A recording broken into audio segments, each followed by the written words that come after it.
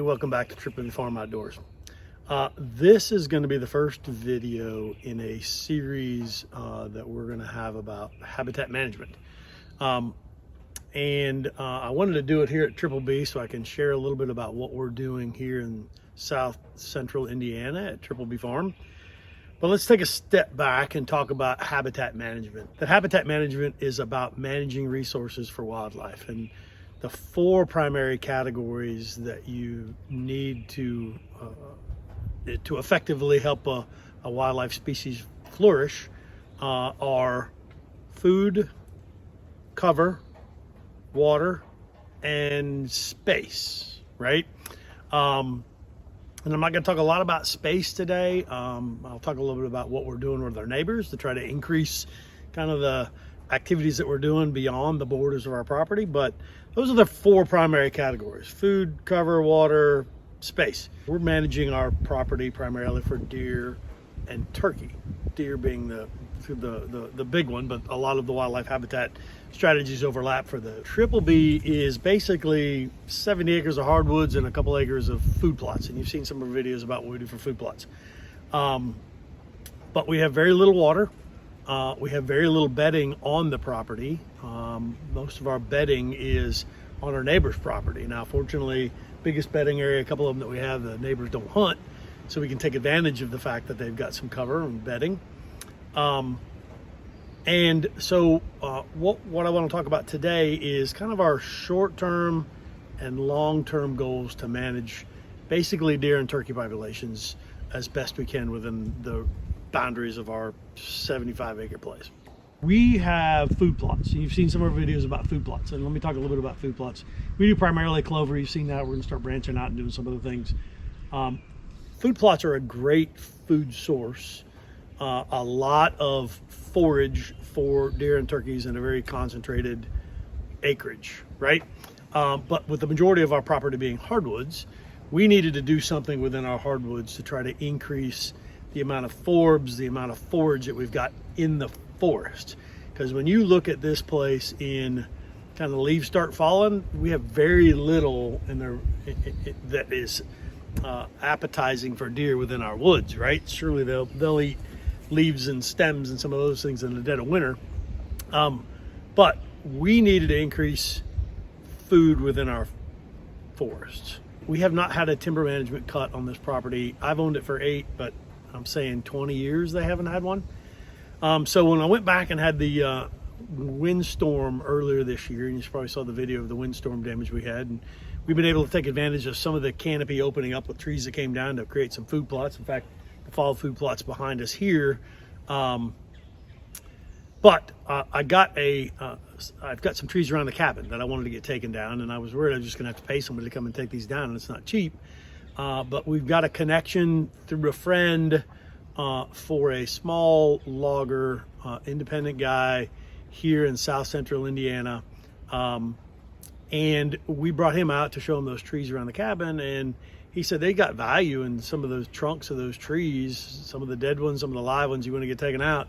He said, I'll split the proceeds we get off of these trees with you. And I thought, well, if I'm not going to have to pay, let's go take a walk in the woods and let's see what else we can do. And we walked the woods, saw all the storm damage.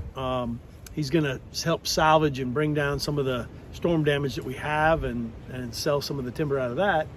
And then he got to looking around, and he's like, you've got some trees that you probably ought to consider doing a timber stand improvement project on, kind of select cutting some of your bigger, more mature trees to let the other trees around it that are competing with the sunlight, to let them start to flourish. And before these things start to, trees have a lifespan, and they start to die off, or they get diseases, or limbs turn into rot holes, and then they start ruining the lumber. But if you want to salvage some of this lumber, I suggest we do a timber stand improvement select cut off of your property. So then I brought the Department of Natural Resources forestry guy out, and we took a walk and with the guy who's going to be doing some of the timber work, and he helped us identify areas. He agreed on some of the ones we'd already identified that we wanted to take out. He even talked about a couple areas where I could clear cut a little bit more and put some more food plots back in the woods. But he's on board with doing some select cut to open up our canopy a little bit. The other thing that was cool about it, right? So we've started this process, by the way, and I've got some videos we're going to do of the tree cuttings. But the other thing that was cool, and I learned so much walking with these guys, the Department of Natural Resources guys and the log guy for that matter. And one of the other things he noticed as he was walking, and this was before the leaves came down, it was still green, is we have a lot of beech trees here. Beech trees in Indiana are a non-native tree, not a lot of value in them other than firewood. But what they do is they create this canopy that blocks sunlight from getting down to the ground, which is where you want your forbs to grow and where you want some of the more palatable food for deer to grow. And so they've got invasive species, and we look through it, and if you look in the wintertime, it's all those trees that hold on to their leaves the longest, right? So we've got a bunch of them here, and he recommended we start working on taking those out, and he told us about the EQIP program, which is part of the Department of Agriculture runs a program where they can help you with some funding work on improving your woods in your forests by removing these invasive species, so that the trees that you want, the oaks, the maples, the cherry trees, the more valuable and mass producing in most cases trees, to help them flourish. And we went walking, and he showed me a couple trees along some of our logging roads, little stems that were oak sprouts that were coming up that were just getting mowed down by the deer because when one, they're readily accessible, and two, they stay short and they stay within that within the range of height where a deer can eat. But he said, if you take out some of these beech trees and you let some of these sprouts start to grow, you'll increase your oak trees, you'll increase your mast. So he told us about this EQIP program. I've done all the applications for it. I've got my farm number submitted. He created operating plan, or I have an operating plan, but he created the invasive species and the timber management plans that I needed to submit with that. So we've turned that in. We'll see where it goes, and hopefully this fall I can start working on some beech trees, and I will start working on them regardless, but start working on removing some of these beech trees to get more sunlight down to the ground.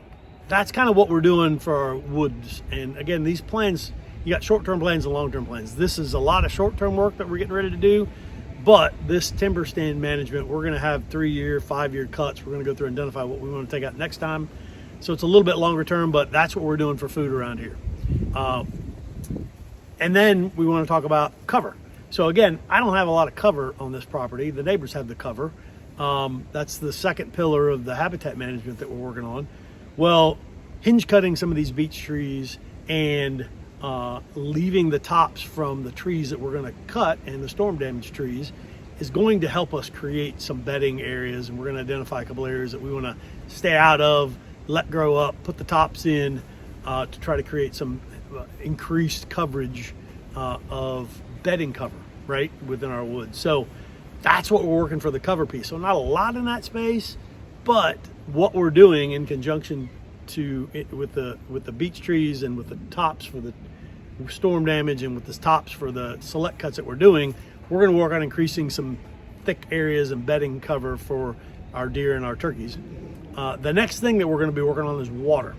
So we've got some pretty deep ravines in some of this property, and we've got a spring in one of them, so it's always got a little bit of water in it. Some of my neighbors have ponds around here, but I didn't have any ponds on this property. So one of the things that we're going to be working on is creating a pond. And one of the things that the guy who's going to be doing the timbering is, let's got some excavating equipment. He's going to create an area that we're going to put in a relatively small pond, but it should be deep. We're going to dam off one of the ravines, and it's got quite a bit of runoff off of 2 different fields to hopefully keep enough water in it. But we're going to be working on creating a pond for our first one. Now, we've put some watering holes and some other things around, but you got to have water around, otherwise the deer are just going to leave your property to go get water. Why not put some water here if you can do it? So that's one of the other projects that we've got going on. It's going to take a good part of the spring to get it done. We've already started working on clearing the spot that we're going to do, and we've got some clips of that. This is going to be a pond or a water source for us. So we've got a natural ravine behind where we've already started to drop some of these trees. that goes down to about the fence. And we're going to dam up this ravine. We're going to clean all this out, kind of scalp off the back side of it, and put us a little pond in. So we'll try to keep track of progress as the pond gets put in. So super excited about this. She's going over now.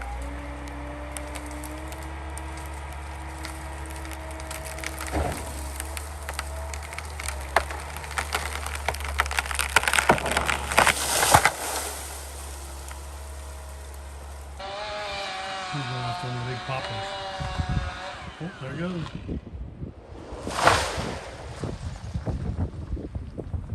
Boom. There he goes. He's dropping another tree. So we're going to create water source so that we can have water available for all of our wildlife, the deer and turkey in particular, but all of them. That's kind of so we've got the food, the bedding cover, and the water. Those are the things we're working on. When it comes to space, like, we're limited, right, with our space, but we've got some pretty sizable chunks of property as neighbors. So we've introduced him, our timber guy, to our neighbors, and they're going to be doing some select cuts on their properties as well. So the stuff that we're doing here, we are also expanding into our neighbors' property. So the benefits that we're going to get from more sunlight to the ground, and creating some more growth opportunities within our forest for more forage, is going to happen in our neighbors' properties as well. So ultimately, it's great for the health of our deer and turkey populations. So that's kind of what we're doing. I think some of the other fringe benefits as we're going through this thing, in order for us to get to a part of the back of the property that we never really hunt, because it's down in a ravine, and we do hunt down in the bottoms and we shoot deer down in the bottoms, and it's hard to get them out of the ravines. He's going to create some logging roads for us to get access to the timber he's going to take, but also give us access to get equipment down, to be able to put up stands, to be able to easily get deer out of the bottom. So got some really cool roads that we're getting put in also, which will be ultimately help us in access, but ultimately we're going to plant them as well and get some food plots going on some of the logging roads. So super excited about what we're working on. But again, habitat management, food, cover, water, space, those are the things that you can work on. And again, I didn't know anything about it other than food plots that I started playing with, but I didn't know anything about it until I started down this journey. Super excited to see where it takes us. I hope you enjoyed the video. This is going to be the first of several that we're going to post, like I talked about, as we continue to work on Triple B Farms. We've also started our Triple B Farm Outdoors Habitat Solutions business that we're going to do on the side. We're going to be putting some sunflower plots in for folks and some more food plots in for people. But now, as I learn more about timber management, it's going to be another tool that we can provide and teach people and help hook them up with the right resources to get some of their timber improvements done as well. So super excited. Hope you enjoyed it, and we'll look forward to talking to you again. And allowing him to do some work on theirs is ultimately going to help our deer herd and our turkey herd too. So super excited about that. I don't know if you call it a turkey herd, but help the health of our deer and turkey, even not on our property, even though we know they're there. Don't like that one. We're going to post some more videos as we continue this process of improving our habitat. If you would like, damn, I don't like that either.